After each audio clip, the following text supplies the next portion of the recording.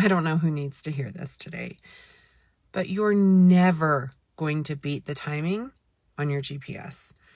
Same goes for leadership. Some things take time. Stop white-knuckling the wheel trying to shortcut growth. Arriving fast isn't the same as arriving ready. I'm going to tell you the number one mistake that you are making at work. The number one mistake that you are making at work is thinking that your direct reports are your friends. They cannot be your friends. They are not your friends. Doesn't mean that you can't be friendly, and it doesn't mean that once they've moved into other positions, you can't be friends. But you have to have a firm boundary where they are not your friends, because at some point in time, you may have to terminate their employment. You cannot get emotionally attached to the work that you're doing for another company. Unless you're the owner of the company or you are out here saving lives, you need to shift how you view your work. Think about it like your home. You care for it, you make it look nice, you love your home, you take pride in your home. But the moment you decide to rent out your home, it now becomes a business. You still care for your home, but you cannot take it personally anymore because now it serves a different purpose. And that is exactly how I want you to approach your job. You are renting your services and skills to that company you work for. When you stop getting emotionally wrapped up in every program, project, and people you're working with, this becomes so much easier for you to adjust when the company decides to change directions or they send out the new priorities email. See, it doesn't feel like rejection because you stopped attaching your worth to it. So let this be your reminder that you are renting out your talent. Do great work, absolutely, but remember that this is business, not your identity. You know I always give it to you straight, so here we go. I'm just going to tell you exactly how it is. And I don't care what they said in the interview. They told you that they wanted a fresh perspective, innovation, a culture shift. But the second you started doing the job they hired you for, you're met with resistance, roadblocks, and eye rolls in every meeting. Here's the truth. Some workplaces are addicted to chaos. They say they want change, but they really just want someone new to survive the same mess. If you're trying to lead in a system that refuses to evolve, stop wasting your energy trying to rescue it. You weren't hired to fix people who don't want to be better. You were hired to lead. And if leadership isn't actually welcome, you've got one job. Recognize it, then start planning your exit.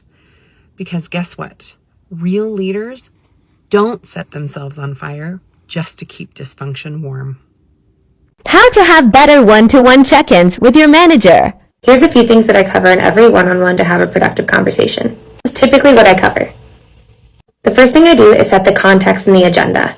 When people are running around from meeting to meeting to meeting, it's always really helpful if you remind them what you're doing in that session or what you're working on. Recall, I'm working on project 1, 2, and 3, and today I'd really like to talk through XYZ.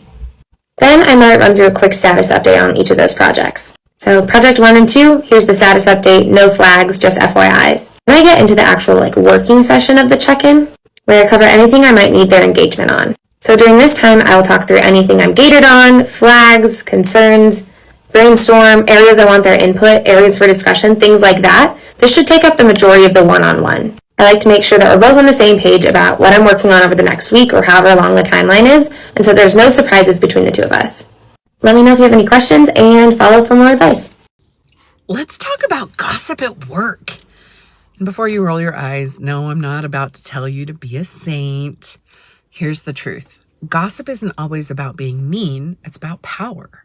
Who has information, who controls the narrative, and who gets isolated from it.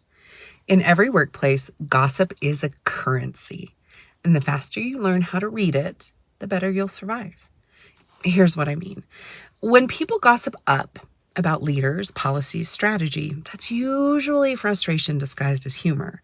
When people gossip down about peers or coworkers, that's insecurity dressed up as bonding. The key is knowing when to step back, because the second you join in, you're telling everyone exactly how you handle pressure and people. And guess what? That gets remembered. You don't need to rise above everything. Just redirect it. Say things like, yeah, that's a tough situation. I'm staying out of it. Or honestly, I'd rather talk to them directly. That one line shuts it down and tells people you're not someone who plays in the mud. Because here's the thing about workplace gossip. It's a trap disguised as connection. It feels good in the moment, but it always costs you credibility later. So don't feed it. Don't fight it. Just step out of it. You'll look calm, powerful, and 10 steps ahead because you actually are. And if this rang true for you, make sure you put gossip in the comments. Here's the mindset shift that is going to save your career. Stop expecting your boss to act rationally. Your boss is about as rational as a puppy that just heard the doorbell. By the end of this post, you will have the tactics to manage your boss and maybe your new pet as well. So save this post so you can come back to it. Most people keep making the same mistake at work. They try to manage their boss with logic. They build the perfect PowerPoint, line up the facts, and think if I just explain this clearly, they'll get it.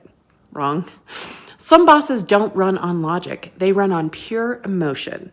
If you don't get that, you'll burn yourself out trying to win arguments you were never going to win. So here's the reframe. Stop thinking of your boss as a leader you need to persuade. Start thinking of them like an unpredictable pet. You don't reason with a barking dog or a startled cat. You manage their behavior so the chaos doesn't take over the whole house. When they blow up in a meeting, that's just noise, not a personal attack. When they flood you with 20 half-baked ideas, that's energy, not strategy. And when they snap over something small, it's not about you, it's about their lack of regulation. The power move is emotional detachment.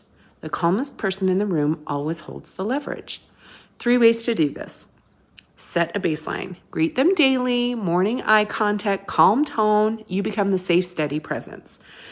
Absorb, then act. Let them unload, then reply with calm direction. Got it. Here's what we'll do next. You're managing the chaos, not fighting it. And don't mirror the meltdown. When they raise their voice, keep yours level. A barking dog stops barking when it's not getting a reaction. Remember, emotional stability is the real authority. You don't have to bark back to stay in control. Have you ever had to train a boss like this? Drop your story in the comments. I want to hear everything. You know what's one critical skill that you need in the work environment? And like, if you master this skill, you have truly mastered navigating through the workplace and dealing with people. And that is knowing how to clap back at your coworkers professionally. And here's what I mean. Let's say you're speaking in a meeting and someone laughs at what you're saying sarcastically or dismisses your thoughts. This is what you say. That comment feels a little out of place for what we're discussing here today. Let's try to stay on topic. Thank you. Or I love this one, when someone interrupts you while you're speaking. Excuse me, I would like to finish my point before we move